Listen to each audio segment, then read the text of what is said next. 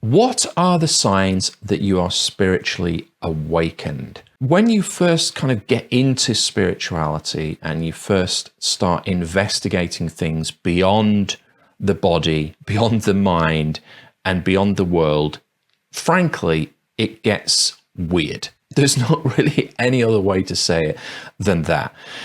Things start to happen that you've never noticed before, that you've never experienced before. And it can be easy to fall into the trap of thinking all of this is some kind of awakening event, or that you're getting kind of special powers, or that you are the chosen one, or anything like that. It doesn't necessarily mean that's the case. And you may not experience some of these, you may not experience any of these things, but I'm sharing them with you in case you have and you can relate to them. And also to show you that while they can be signposts, quite often it's not really a journey at all, okay, which we'll come on to in a moment, and I'll explain what I mean by that. One of the first things that kind of happened to me, or I experienced, was this. During meditation, I experienced what I can only describe as an opening of the head, right? I was meditating, there was a full kind of release of energy. And during the meditation, this was, I don't know, 10, 15 years ago now. And I remember feeling, oh, this is what death is like. You know, there's no sensation, there's no thought, there's nothing going on. This is just the same as death. And at that moment, it felt like my head had opened, and I can only describe it as like the universe and the stars were rushing into my head. It was an extremely euphoric sensation. I had no idea what was going on or what was happening. And afterwards, I since learned that apparently this is an opening of the head chakra. Right? You have these different energy points. News to me. Okay, so that was one of the so-called signs, or could be interpreted as a sign. Now, I do need to say that during meditation, pretty much anything can happen. You can be taken to different places.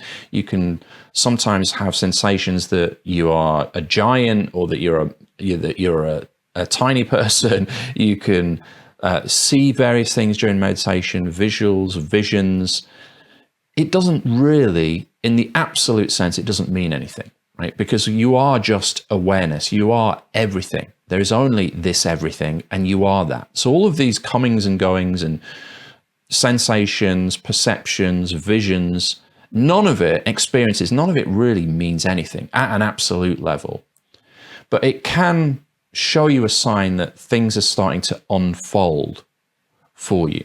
Okay, so that was one of my earlier sort of signs, if you like. Another one that I had is this sense of oneness, and I've had this numerous times in different ways.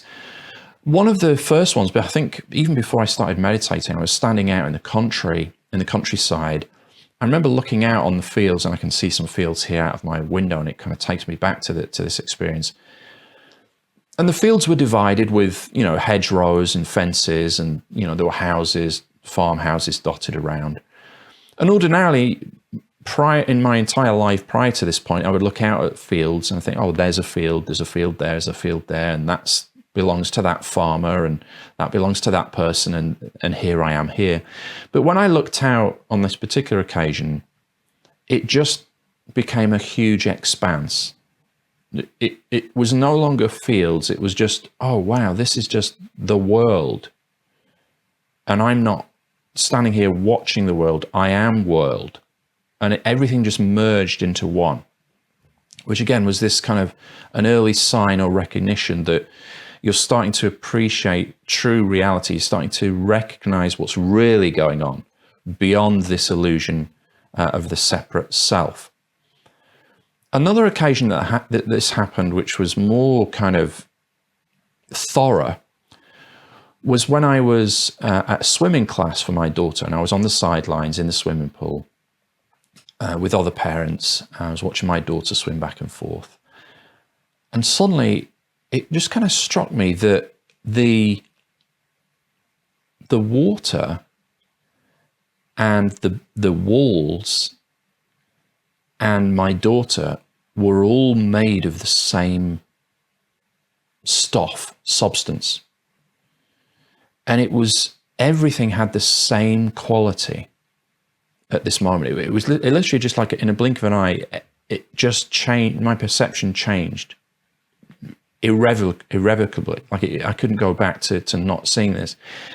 And it was the sense that whilst obviously I was sitting at the side of a swimming pool watching my daughter, really there was none of that was separate to anything else.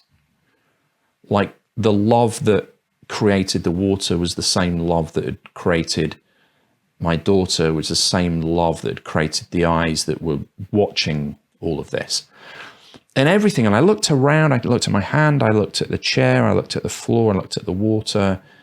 Everything had this quality of light and love, like a benevolence. Everything felt like it was shining with kindness, right? Which sounds cheesy, right? But everything. And I thought, this is so weird. I wonder what's going on here. Obviously, it occurred when I looked at my daughter, which obviously you would expect. I love my daughter. But it occurred when I looked at the water and when I looked at the floor. And on the drive home, obviously I didn't talk about this, but with my daughter, on the drive home, I was looking at houses, and even the houses were emanating this kind of like a faint glow or hum of love and kindness. Like nothing could do me harm. Everything had this same light quality and luminescence about it. Now, when I got home, I was mesmerized. I was looking at like every single object. I was looking at the tap. Even the tap feels that way. I thought, this is weird. And then I went outside and I looked at bird poop on the floor, and even the bird poop emanated that same quality. So that was kind of another early sign of this transition to recognizing oneness in everything and realizing that everything is just all there is. There is no separate items. There's no separate things. It's just this everything. We've only made it separate by what we call things and what we label things.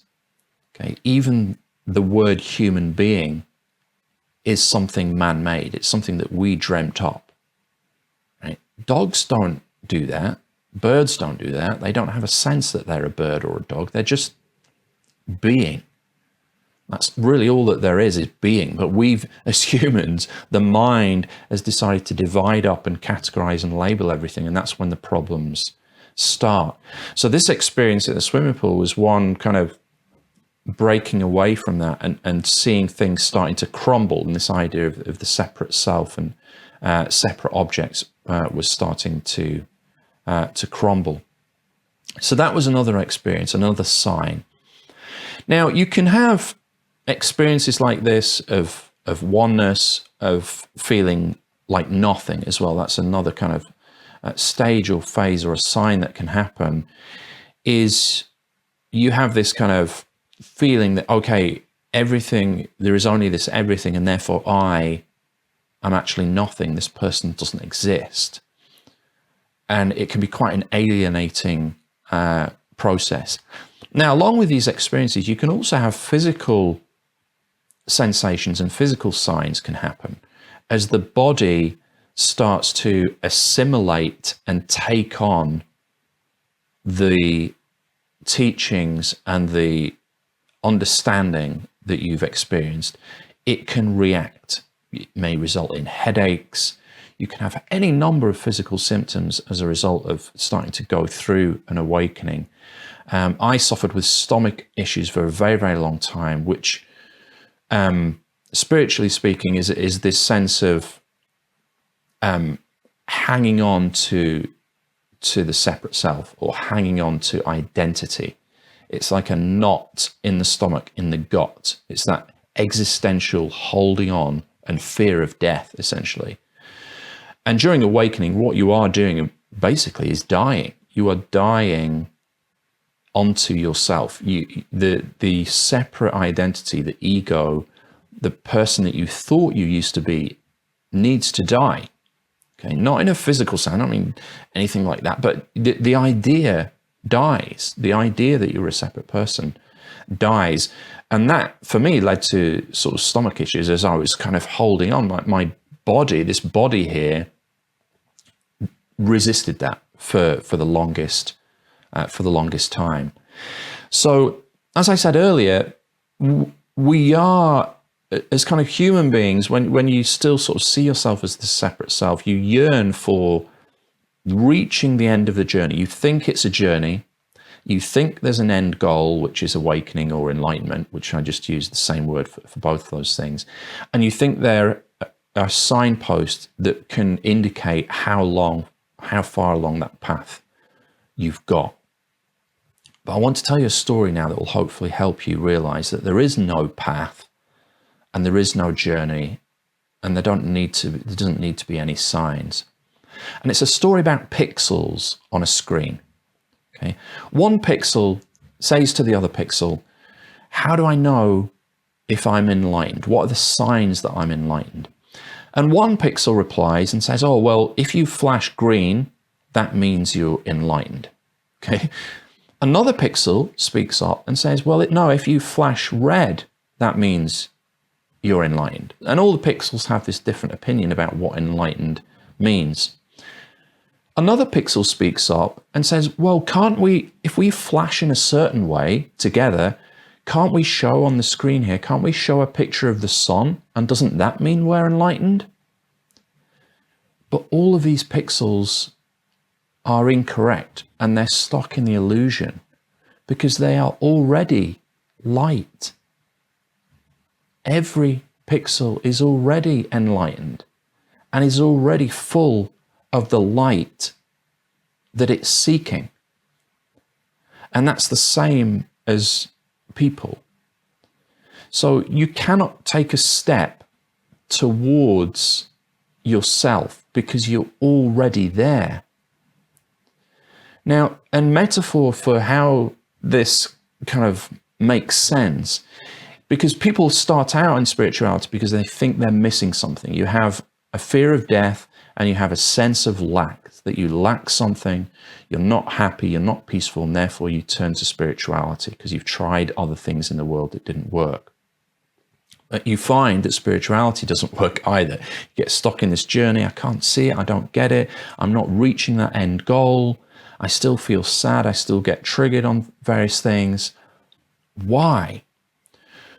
Well, really, your innate quality, the true reality of what you are, is peace, is happiness, and is light. It is only masked and hidden by experience, by what you think you are instead of what you truly are.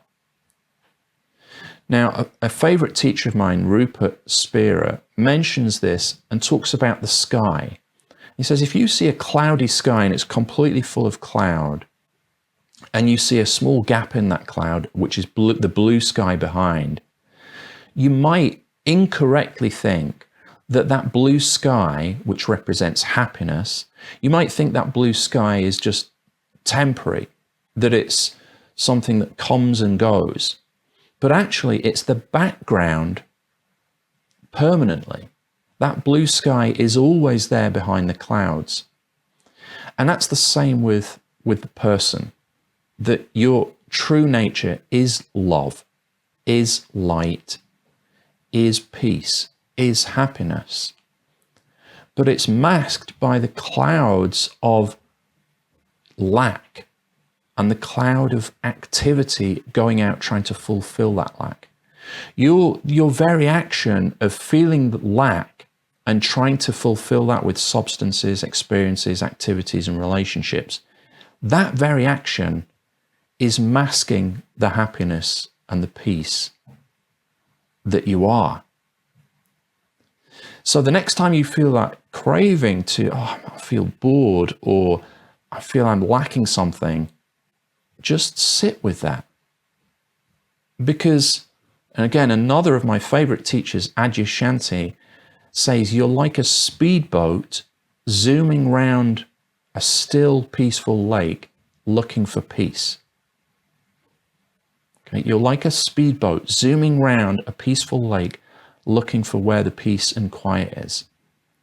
It's your very action of doing that and looking for something and trying to achieve something that is preventing you from seeing you are already this. You are already this. I hope this has helped you.